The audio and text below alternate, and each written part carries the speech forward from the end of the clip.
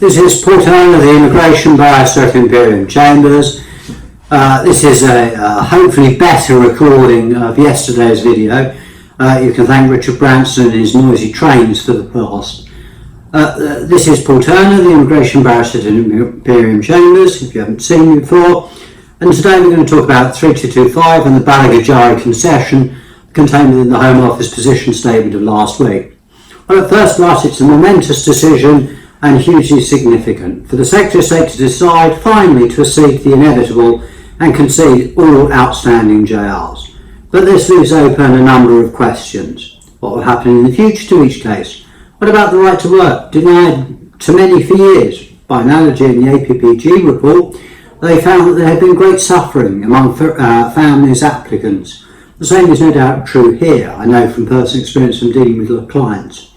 And thirdly, what about those that have lost JRs, neither given up, can't afford to fight, gone home, or appealed to the Court of Appeal? There are other issues, but hopefully to keep this video at least partially interesting and not to be used as a tool to help insomniacs or children to sleep, with the greatest circumspection and an acknowledgement of my limited ability, I posit the following solutions. Firstly, what next and what to do in each particular case? Well, the Home Office position statement contains a significant sting in a towel. It's almost scorpion-like. I discussed this last time. The Secretary of State will withdraw all decisions chronologically, and the threat is remake them in line with Balajigari. And there is the sting. It's a very small scorpion, and it has a very deadly sting. Therein lies the danger, and it is a very real and present danger. As an aside, I commend to the Court of Appeal their thoroughness and consideration of this issue and of the clarity of the decision. However, Balajigari is but a very limited victory. Everyone was cheering, raising, but it was won on a narrow point. Thankfully won. Essentially, the ratio, or in non-legal language, the reason the appeal succeeded was the Home Office had acted procedurally unfairly by not giving people the opportunity of providing an explanation as to why the figures provided to HMRC and UKVI differed wildly. Often, what was declared to HMRC to obtain the various points was a lot more than was declared to UKVI. Now, to make a further Balajigari compliant decision, all the Home Office need do is ask for an explanation and disbelieve it. The Home Office is not well known for believing anything. I've seen some very, very, very strange letters, and I indeed wonder sometimes if they believe the world is round and not just flat. Indeed, arguably, it will be open for the Home Office to refuse, again, with the applicant being afforded the limited admin review, which is to replace the right of appeal, which experience tells me it nearly always goes against applicants, unlike the previous appeals, leaving the applicant with the prospect of having to seek yet another JR to achieve satisfaction. And therein the danger lurks. For the upper tribunal may well lawfully do as before and find, or not lawfully as before, but may well do as before and find the decision not to be rational and refuse. This time, however, in line with Balajigari and quite lawfully. Then, absent any other reason for staying in the United Kingdom, the big silver bird awaits, which would amount to a huge tragedy for those that have made the United Kingdom their home, not only for themselves, but for their families. The answer, in my humble view, to avoid the individual falling into this trap, and by trap I mean allowing oneself to be denied a right of appeal, would be to advise anyone who qualifies, as soon as the settled decision is withdrawn, to vary to settlor, where there is usually a right of appeal. As I and other barristers have noted, an appeal enjoys a great chance of success, much greater. Therefore, even if the Home Office do interview and disbelieve the individual, they will have the opportunity of putting forward their case before the tribunal, where the test is lower than that of in the upper tribunal, and they can adduce further evidence and speak directly to the judge. Secondly, and particularly troublingly, is the right to work. Well, in principle, in my view, the Home Office ought to give all those who had an outstanding JR the right to work immediately. It'd be very easy. They could put out a policy statement, take a matter of an hour, a couple of hours. However, notwithstanding the policy statement saying that the JRs have been conceded, the Home Office have said that they will work through the decisions one by one, withdrawing and reconsidering. The effect of the withdrawal, of course, will bring back to life Section 3C, as long as there will be no decision. So this applies only to those that made their applications in time. However, there is a potential problem. Until the decision is withdrawn, as per the immigration rules, there is no right to work. Notwithstanding counsel for the Home Office at the hearing on the 14th of June 2019 saying that those affected could always write to the Secretary of State after being pressed by Mr Justice Lang, and the position statement that says in broad terms that all JRs are to be treated as having been won. However, unless the Home Office, along the lines of the APPG recommendations, issues guidance or letters, stating that those individuals affected in this cohort are allowed to work, people will continue to suffer.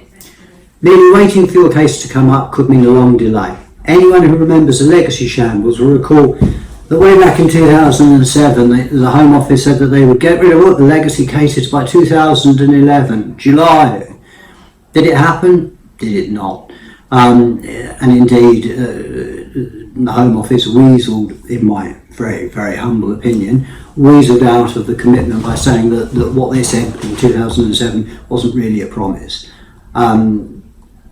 So, I've also noticed that clients that have taken up the Secretary of State's offer and incurred further time and expense in writing to the Home Office have met with a resounding silence. It's as if they've put their letters into the drain rather than the postbox.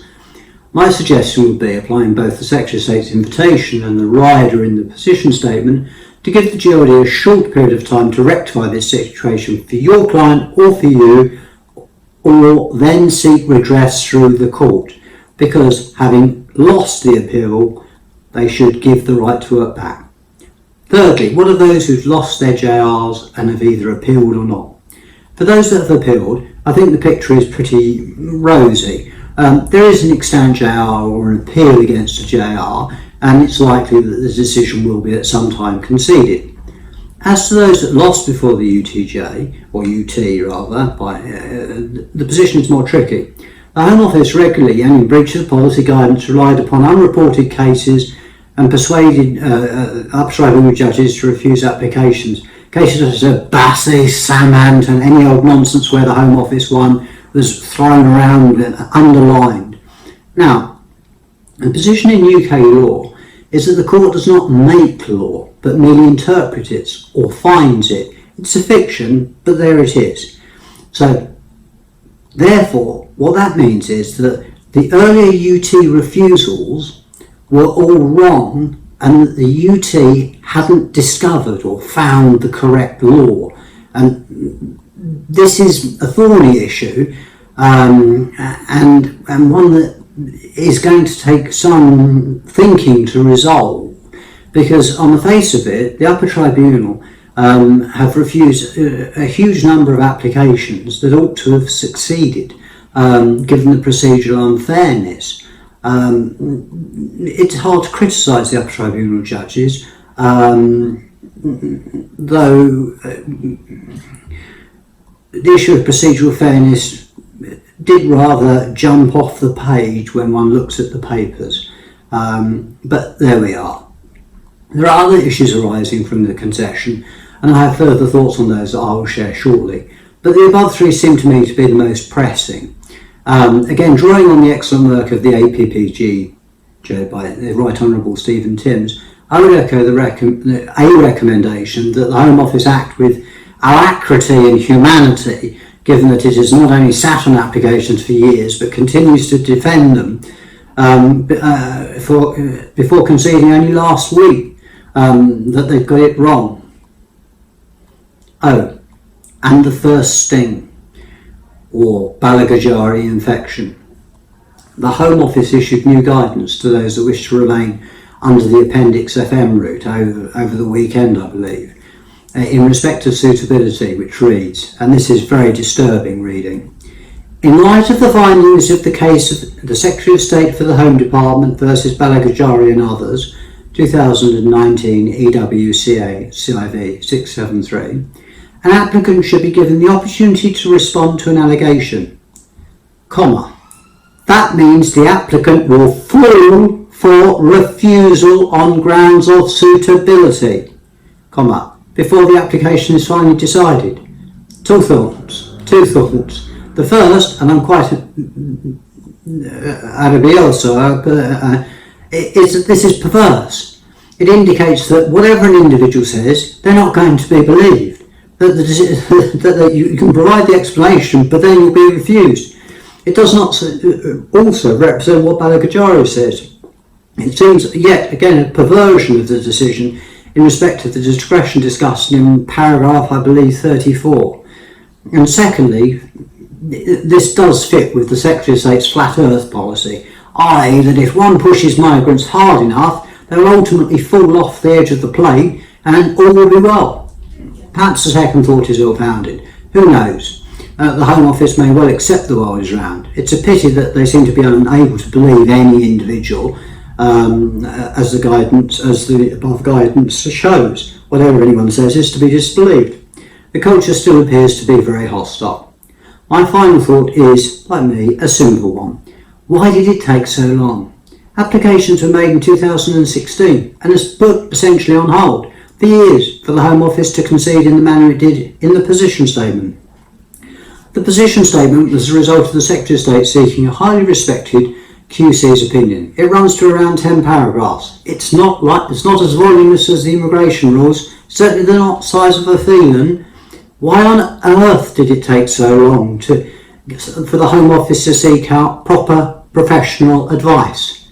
A cynic might think that the Home Office were chancing their arm and hoping to continue to rely on a series of largely wrongly decided UT decisions to ride out the storm and reduce the number of migrants in the United Kingdom, not caring as to whether they've settled and how much money or tax they've paid. Anyway, enough for me for the moment. I will continue to update when I have more information. However, in the meantime, if you have a problem, an immigration problem under paragraph 3225 or any other immigration matter, please do not hesitate to contact me. That's Paul Turner at Imperium Chambers on 0207 242 3488 or Clarks at Imperium Chambers or at my site, theimmigration.browsers.co.uk. Thank you for watching. I hope you're still awake and you found this useful. It is a very important issue. There are far more things to fall out of Balajigari, and it is interesting to see whether the Home Office adopts a concede all approach or die in the ditch approach as they are with TOEIC, which will be the subject of my next video. This has been, as I say, please subscribe to my channel by pressing the red button, which I think is next to me. That would help me. This has been, again, thank you. This has been Paul Turner, the Immigration Barrister at Imperium Chambers.